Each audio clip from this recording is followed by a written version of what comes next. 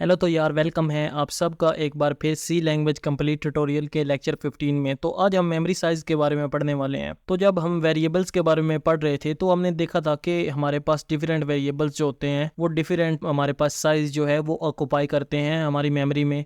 ये डिपेंड करता है कि आप कौन सा वेरिएबल टाइप जो है वो यूज़ कर रहे हैं। अगर आपने इन टाइप यूज़ किया तो हमने पढ़ा है कि वो हमारे पास 2 या 4 जो डाटा टाइप्स है वो लेता है।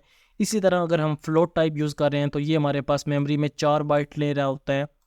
तो इसी तरह अगर डबल डाटा टाइप हम यूज़ करते हैं तो वो हमारे पास मेमोरी में 8 बाइट्स ले रहा होता है और करैक्टर डाटा टाइप हमारे पास मेमोरी में 1 बाइट ले सकता है। मेमोरी साइज़ का मीनिंग ये है कि हमारे पास एक डाटा टाइप जो है वो हमारी मेमोरी में या हमारी रैम में जो हमारी रैंडम एक्सेस जो टेम्परेरी मेमोरी होती है एग्जीक्यूशन के दौरान उस मेमोरी के अंदर कितनी जगह लेता है हमारे कंप्यूटर में। फॉर एग्जांपल हमारे पास अगर डबल डाटा टाइप की जो हमारे पास कोई चीज़ यूज़ हो रही है तो वो हमारी कंप्यूटर की रैम में ले रही होगी 8 बाइट्स। तो अब हम ये जानेंगे कि हमारे पास एक वेरिएबल जो है वो कितना डाटा टाइप ले रही है। ये हम अपने प्रोग्राम से खुद ही जानेंगे, इसलिए यहाँ पर हमने मेंशन किया हुआ है गेट दी मेमोरी साइज़। तो कैसे हम अपने प्रोग्राम से खुद ही पूछ सकते हैं कि हमारे पास कौन सा वेरिएबल जो है वो कितनी मेमोरी में हमारी साइज़ ले रहा है, कितनी हमारी मेमोरी में जगह ले रहा है। तो यहाँ पर हम अपने कोड एडिटर में आते हैं और यहाँ पर हम एक इंट टाइप का वेरिएबल बनाते हैं। तो इसका नाम हम रख देते हैं माई इंट। और अभी के लिए हम इसमें कोई वैल्यू जो है वो स्टोर नहीं करवा रहे, क्योंकि हम सिर्फ इसका साइज़ जो है वो देखना चाहते हैं कि हमारी मेमोरी में ये कितना साइज़ ले रहा है। इसी तरह यहाँ पर हम एक फ्लोट टाइप का डाटा टाइप ले देते हैं और इसको नाम दे देते हैं माई फ्लोट। और यहाँ पर एक चार टाइप का डाटा टाइप लेते हैं जिसका नाम हम रख देते हैं माई चार। और इसी तरह हम यहाँ पर डबल टाइप का भी एक डाटा टाइप ले लेते हैं और इसका नेम हम रख देते हैं माई डबल। तो इनका साइज़ जो है वो प्रिंट आउट करवाने के लिए हम यहाँ पर एक प्रिंट एफ वाला फंक्शन यूज़ करते हैं और प्रिंट एफ वाले फंक्शन में उसी तरह डबल कोट्स लगाते हैं। लेकिन डबल कोट्स में इस दफ़ा हम जो फॉर्मेट स्पेसिफायर यूज़ करेंगे वो %LU यूज़ करेंगे। इसकी क्या वजह है ये भी मैं आपको अभी बताता हूँ।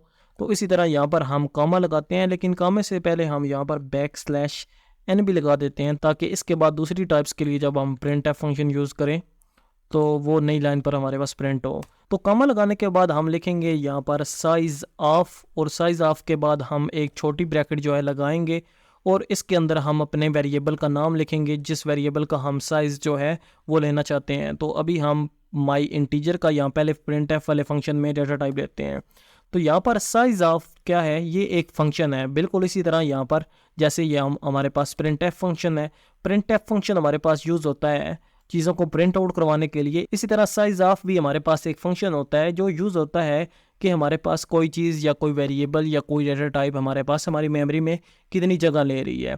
तो इसी तरह इस फंक्शन को लिख कर जैसे हमने प्रिंट एफ की ब्रैकेट्स लगाई थी इसी तरह इसकी ब्रैकेट्स लगा दी और यहाँ पर इसकी ब्रैकेट के अंदर हमने अपना वेरिएबल जो है वो लिख दिया और इसकी ब्रैकेट बंद कर दी। और ये जो बाहर वाली ब्रैकेट है ये हमारे प्रिंट एफ वाले फंक्शन की ब्रैकेट है। तो बेसिकली हमने प्रिंट एफ वाले फंक्शन के अंदर इस फंक्शन को यूज़ किया है।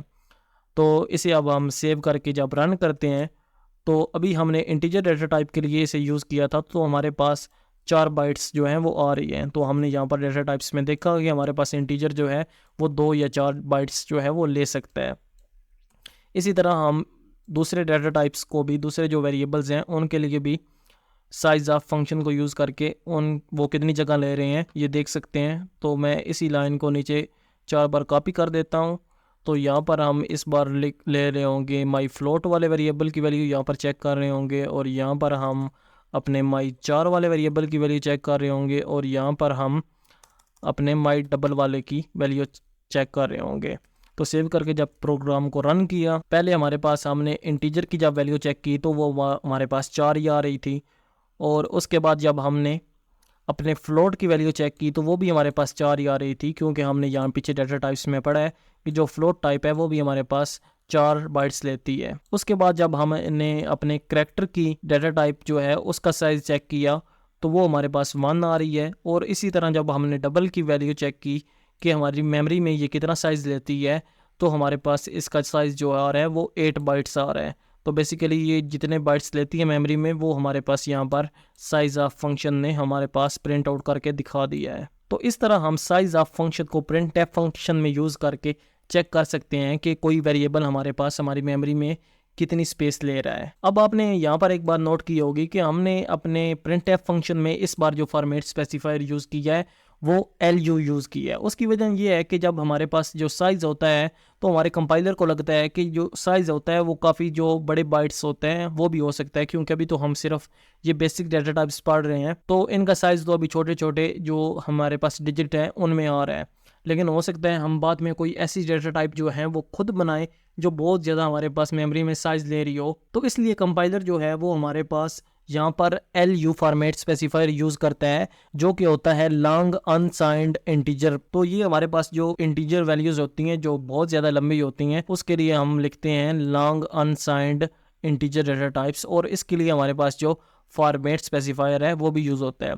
मे बी आपके कंप्यूटर पर या कुछ कंप्यूटर पर जब आप यहाँ पर %d यूज़ करें तो वो भी काम कर जाए, लेकिन इस मामले में रिकमेंड ये किया जाता है कि यहाँ पर हम LU वाली जो डाटा टाइप है उसे यूज़ करें, क्योंकि मे बी जब कल को हम किसी बड़े डाटा टाइप को या हम खुद से कोई वेरिएबल बनाएं एक कस्टम डाटा टाइप का, तो उसका साइज़ जो है वो काफ़ी बड़ा हो, जो कि हमारे पास %d जो है वो प्रिंट आउट ना करवा सके, क्योंकि %d जो है वो इंटीजर डाटा टाइप्स के लिए होती है, जो कि 2 से 4 बाइट्स की जो सिर्फ आउटपुट है वो दिखा सकती है। तो यहाँ पर क्वेश्चन ये भी आता है कि हम चले कोई वेरिएबल बना देते हैं तो उसका साइज़ क्या है, मुझे उससे क्या फ़र्क लेना देना, मुझे क्यों ज़रूरत पड़ती है कि मैं उसके साइज़ देखूँ 4 बाइट्स ले रहा है या 8 बाइट्स ले रहा है। मैं तो सिंपली अपना वेरिएबल बनाऊंगा, काम करूंगा और छुट्टी करूंगा, मुझे क्या लेना देना कि बैकग्राउंड में वो रैम में हमारा कितना साइज़ ले रही है। तो इसका फ़ायदा ये है कि हम अगर एक राइट डाटा टाइप के लिए, एक स्पेसिफिक डाटा टाइप के लिए जो अच्छा जो हमारे पास उसके लिए ज़्यादा सूटेबल डाटा टाइप है वो यूज़ करेंगे, तो वो हमारे पास मेमोरी में जो जितनी उसकी जगह की ज़रूरत होगी वो ज़्यादा उतनी ही जगह ले रही होगी।